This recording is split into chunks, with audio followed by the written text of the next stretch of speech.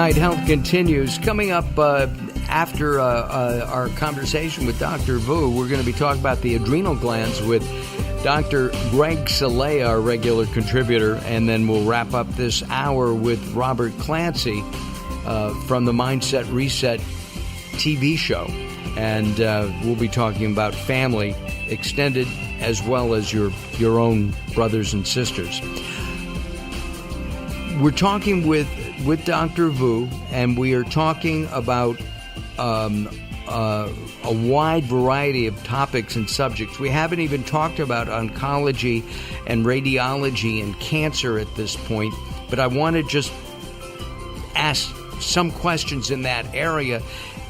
Do you believe that you mentioned earlier that thoughts are things, right? Oh, yeah. And thoughts produce, thoughts are actual things that produce a chemical reaction in our body. And in fact, every single experience we have, it comes in through multiple different sensors, our eyes, our ears, and all of that.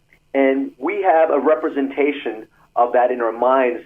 And depending on how we perceive that, our body will have a certain reaction.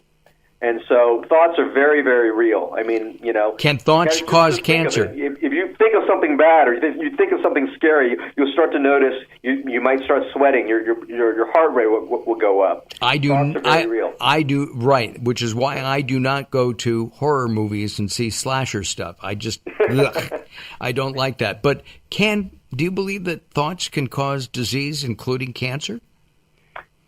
Certainly. And what is the mechanism? So I'm a very mechanistic person, but if I were to just kind of boil it down simply for a lot of people, what we do know is the stress response increases inflammatory genes. So from an epigenetic standpoint, the things that cause us stress actually increases inflammation. What we do know for cancer is anywhere you have chronic inflammation, so say you were a smoker, you irritate the lung with the smoke over and over and over again, your cells have to be born again, they get injured, and they have to repair, and that process can cause a cell mutation to cause cancer. This happens everywhere in the body. That, a big driver of cancer is increased cell turnover a lot, which is from chronic inflammation. And you're talking about cellular inflammation. You're not talking about the kind of inflammation you get when, you're walking down the street and you trip and you sprain your ankle. That's inflammation, right. Well, too. Tell you what, it's actually very similar. It is cellular inflammation. So when you trip and you sprain your ankle, your body says, oh, my God, there are things we need to repair right now. So let me rush all my inflammatory cells in there to repair that region. And it might mean killing off some bugs. It might mean kind of, bringing in cytokines, which are these inflammatory mediators that tell you to bring all the repair mechanisms down.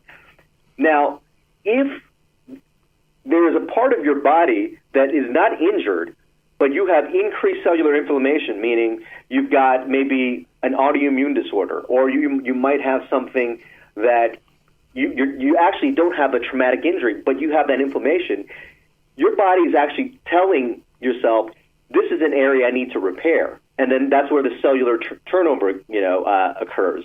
And you have more of that over time, your increased risk of getting cancer. So how does this all happen when you're stressed? Now, when you're stressed, what it does is it increases your inflammatory response just as a whole. And this could attack different organs and over time can lead to getting cancer. I was talking to a friend.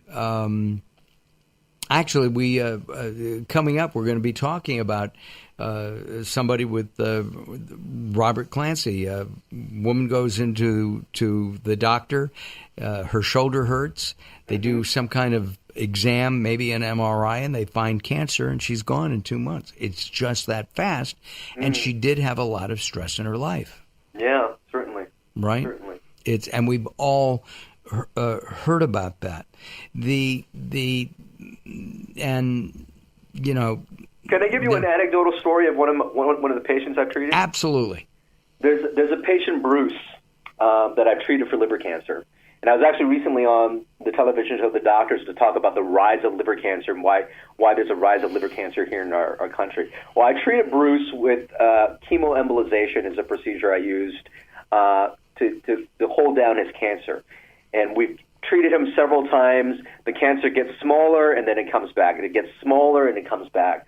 And this was after several rounds. Now, right at the beginning of treatment, Bruce has a very estranged relationship with his family and his brothers.